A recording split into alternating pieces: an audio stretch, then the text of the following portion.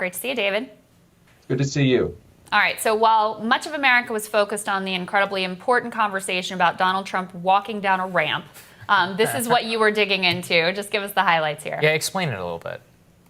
Private equity has sought to get access to the 401k and the IRA market for many, many years.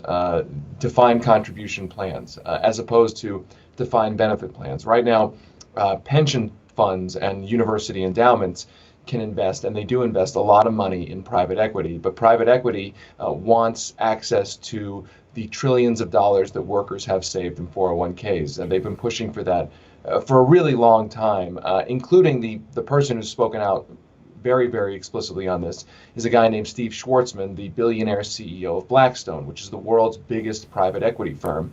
Steve Schwarzman also happens to be a top advisor to Donald Trump. He ran one of the outside counsels for Trump of business executives very, very close to Trump. He's been pushing for it for years. He actually said at one point that getting a president who would support allowing private equity to have access to 401ks, that would be his dream.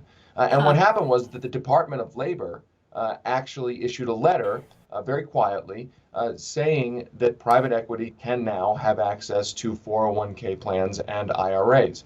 The reason it was outlawed in the past, and that's the important point, the reason it was outlawed is because private equity investments are opaque, they are high risk, and they come with huge fees. There was a new study that came out days after this letter came out, the study that said that private equity moguls had raked in $230 billion of fees over the last decade alone. Fees from, again, investors like pension funds and university endowments. So now you have a situation where corporations are empowered by the Trump administration to move workers' 401k money into private equity investments. So, David, one of the things I've also tracked here very closely is that private equity funds and I think venture capitalists as well have been trying hard to get PPP loans.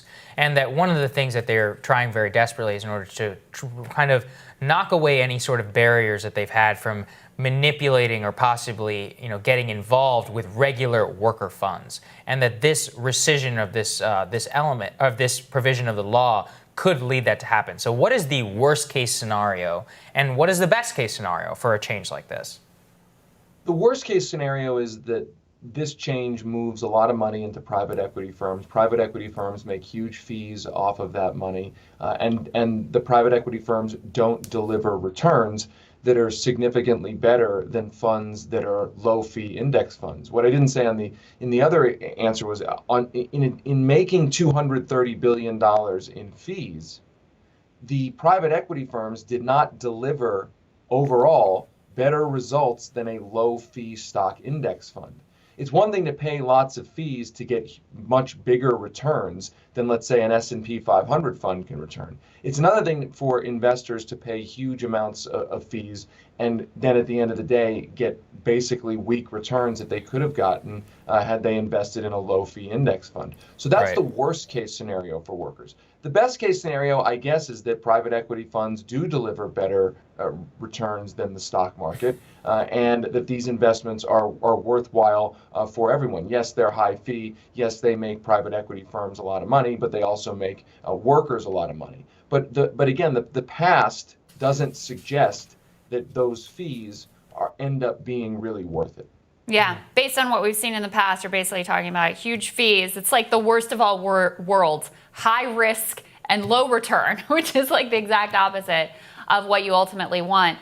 David, you're there in Colorado, and I know you follow progressive races across